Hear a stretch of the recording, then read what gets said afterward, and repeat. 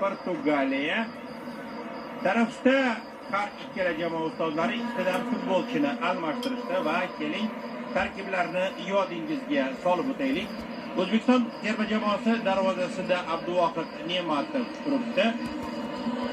Himoyada o'ng qanotda Behruzjon Karimov, chap qanotda o'ynagan Sherzod Nasrullayev o'rniga uchrashuvni Hojiakbar Alijonov davom ettiradigan bo'ldi.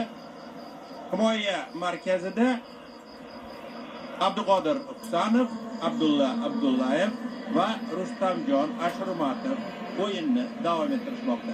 Tayanch yarim himoyada o'zgarish bor. Otabek Shukur bilan birga o'ynagan Odiljon Hamrobekov hozir endi maydonga qaytmadi va Akmal Mazgavoy uning o'rniga uchrashuvni davom ettiradigan bo'ldi. Oldinda Azizjon G'aniyev, Abbosbek Fayzullayev va Eldor Shomurodov portugaliyaliklar darvozasiga tahdid solishga urinib ko'rishadi. Portugaliya terma jamoasi ham xuddi biz kabi ikkinchi bo'limga ikkita o'zgarish bilan keldi. Diego Costa darvozada birinchi raqamda harakat qilmoqda.